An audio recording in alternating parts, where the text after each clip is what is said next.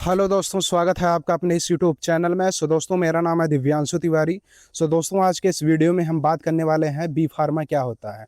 B pharma का full form होता है दोस्तों बैचलर ऑफ फार्मेसी, जो कि 4 साल का कोर्स होता है दोस्तों। इसमें क्या होता है कि आपको बहुत सारे सब्जेक्ट पढ़ने होते हैं। और बी फार्मा क्या होता है दोस्तों, इसमें हमें मेडिसिन के बारे में पढ़ाया जाता है। और मेडिसिन कैसे हमारे बॉडी में, ड्रग कैसे बॉडी में हमारे यूज होता है, उसके बारे में बताया जाता है। और इसमें क्या होता है दोस्तों, इस दवा का निर्माण के बारे में, उपयोग के बारे में, साइड इफेक्ट के बारे में, एडीआर के बारे में, दवा कैसे बनता है, इसके बारे में पढ़ाया जाता है। इसमें मेन सब्जेक्ट के बारे में बात करें तो एचएपी होता है, इनऑर्गेनिक केमिस्ट्री होता है, एनालिसिस होता है, और ये बायोकेमिस्ट्री होता है, माइक्रोबायोलॉजी होता है, इंजीनियरिंग होता है, मेडिसिनल केमिस्ट्री होता है, फार्माकोलॉजी होता है, फार्माकोग्नोसी होता है, फार्मेसी प्रैक्टिस होता है, इंडस्ट्रियल फार्मेसी होता है, जूरिस्प्रूडेंस होता है। और यहाँ तक कि दोस्तों बहुत सारे आपको 30+ सब्जेक्ट पढ़ने को मिलेंगे। दोस्तों, इसमें इंटर्नशिप भी होता है आपका, जो कि 5th सेमेस्टर में लगता है एक इंटर्नशिप, और एक इंटर्नशिप कंप्लीट के 1 साल पहले लगता है दोस्तों। और इसके जो डिग्री होती है दोस्तों, 4 साल बाद, करीबन 4.5 साल बाद आपकी डिग्री आती है दोस्तों। इसके बाद आप ग्रीन कार्ड के लिए अप्लाई कर सकते हो दोस्तों। अगर इसमें हम जॉब के बारे में बात करें तो आपका डिग्री आने के बाद, ग्रीन कार्ड मिलने के बाद आप फार्मासिस्ट बन जाएंगे। आपको एक फार्मासिस्ट का टैग मिल जाएगा दोस्तों। इसके बाद क्या होता है दोस्तों, अगर आप जॉब भी करना चाहते हो, इंडस्ट्री में जॉब भी कर सकते हो।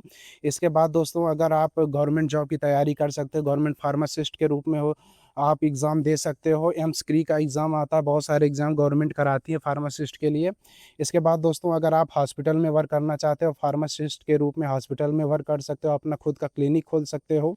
अगर इसके दोस्तों हम 12th के बाद अगर पीसीबी या पीसीएम से कोई किसी से भी हो, अगर आपका 50% मार्क्स है तो आप उससे बी फार्मा में एडमिशन दोस्तों ले सकते हो। अगर और क्राइटेरिया के बात किया जाए तो बी फार्मा के बाद आप एम फार्मा कर सकते हो। एम फार्मा के बाद आप पीएचडी कर सकते हो। आप बी फार्मा के बाद डायरेक्ट फार्मा डी कर सकते हो दोस्तों।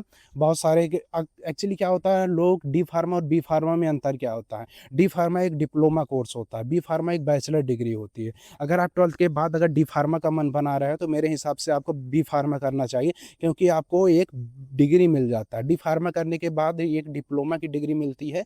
अगर आपको भविष्य में भी डिग्री चाहिए तो आपको अलग से कोई ना कोई कोर्स करना पड़ेगा। ठीक है दोस्तों, इसीलिए बी फार्मा में सजेशन देता हूँ, आप बी फार्मा कर सकते हो।